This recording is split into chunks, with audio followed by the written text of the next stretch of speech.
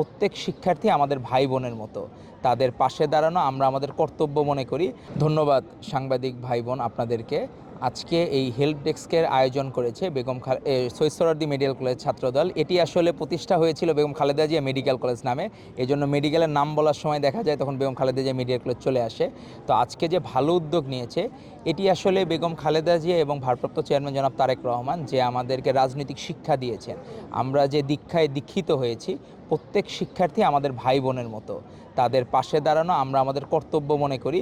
আজকে এই কাক ঢাকা ভোরেও দেখা গেল এরা সবাই চলে এসেছে, ছাত্রদল নেতৃবৃন্দ।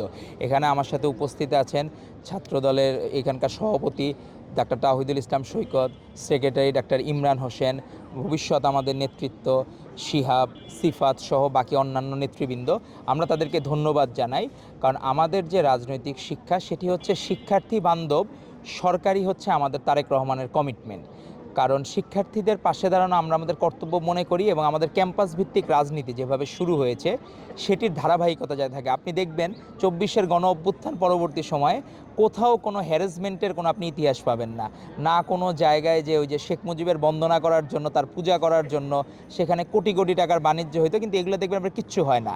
এখন কোনো জায়গায় ইফটিজিং নাই, কোনো কিচ্ছু নাই। আপনি দেখবেন যে জিরো টলারেন্সে আমরা এগুচ্ছি, এবং ভবিষ্যতেও যারা ছাত্রদল করতে হবে ছাত্রদেরকে মানে মোটিভেট করেই রাজনীতি করতে হবে, এবং ছাত্রদের ভোটেই নির্বাচিত হয়ে আমরা কাউন্সিলের মাধ্যমে আমাদের কমিটিগুলো দিচ্ছি। তো এর মাধ্যমে যোগ্য নেতৃত্ব তৈরি হচ্ছে, এবং আমরা শিক্ষার্থী বান্ধব এই কর্মসূচিগুলা আমরা গত বছরও করেছি, তার আগেও আমরা করার চেষ্টা করতেছি, কিন্তু ফ্যাসিস্ট লীগ এই সেবামূলক কাজগুলো আমাদেরকে করতে দেয় নাই। আমরা সেখানে বারবার বাধাগ্রস্ত হয়েছি। আমরা চেষ্টা করেছি টিকে থাকার জন্য, কিন্তু কোনোদিন আমরা আপোষ করি নাই যে আমরা লীগের সাথে লিয়াজু করে কখনো, কারণ আমাদের আপোষহীন দেশনেত্রী কখনো আমাদেরকে আপোষ করতে শেখান নাই। আমাদের ভারপ্রাপ্ত চেয়ারম্যান জনাব তারেক রহমান উনিও কখনো আপোষ করতে শেখান নাই। আপোষের রাজনীতি বিএনপি কখনো শিখে নাই, ছাত্রদল কখনো শিখে নাই। তো আমরা আমাদের ভালো কাজের মাধ্যমে মানুষের মন জয় করে নেওয়ার চেষ্টা করব। আপনি দেখেন যে এখানে যে চেয়ার ছিল, আমরা আমাদের গার্জিয়ান, আমাদের এরা তো হলো কি আমাদের আত্মীয়ের মতো।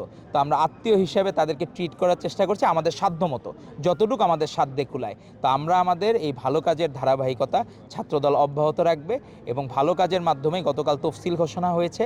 আমরা আশা করব ফেব্রুয়ারির নির্বাচনে ইনশাল্লাহ মানুষের মন জয় করেই বিএনপি রাষ্ট্র ক্ষমতা অধিষ্ঠিত হবে, এবং আমাদের প্রধানমন্ত্রী হবেন ভারপ্রাপ্ত চেয়ারম্যান জনাব তারেক রহমান। আপনাদেরকে ধন্যবাদ।